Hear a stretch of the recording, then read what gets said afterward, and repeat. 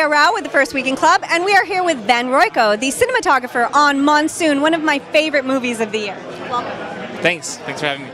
And we were just talking off camera about how gorgeous Monsoon looks. I mean, obviously the Monsoon itself lends itself to beauty, but capturing that, you did a fantastic job. Thank you. Elaborate? I'm elaborate? I'm not elaborate. I'm supposed to elaborate.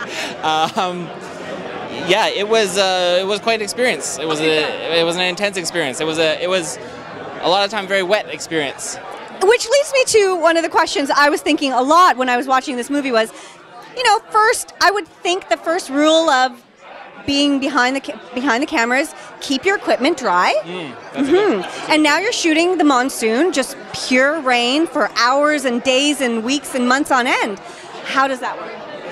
It's really stressful and sometimes depressing, right. To bring home all these piles of really expensive gear and to kind of try to pull the water out of it. We used a lot of different ways. We had bags of rice and electric blankets and everything we can. But yeah, water is probably one of the most stressful things to deal with as a documentary cinematographer. So to actually go into a situation which there's always water, yeah, it was tough, but it was really exhilarating once we saw what we got back from those things. So it was worth it.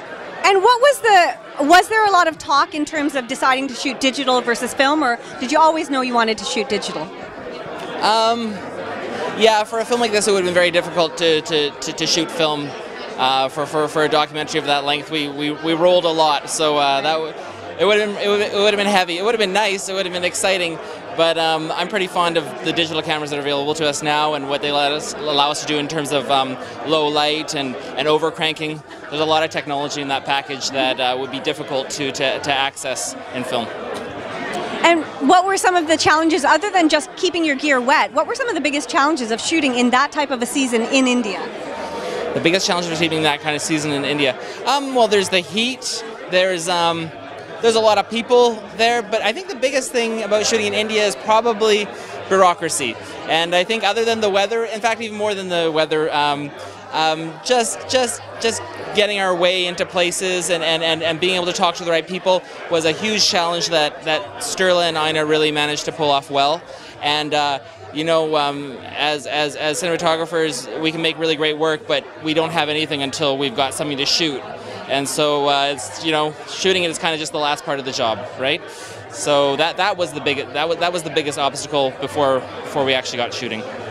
Now, your movie is so beautiful.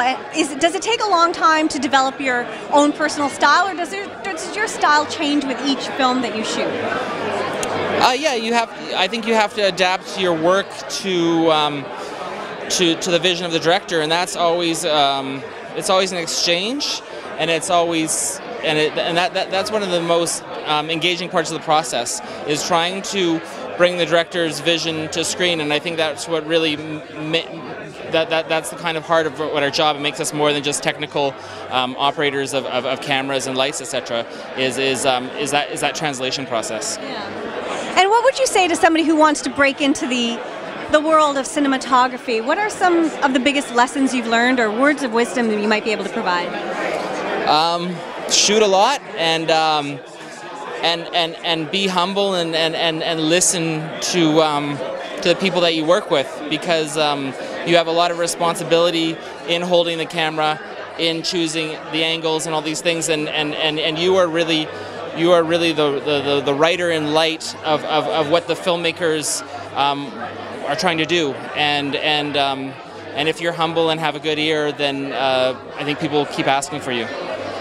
You just can't go wrong with a little dose of humility, can you? No.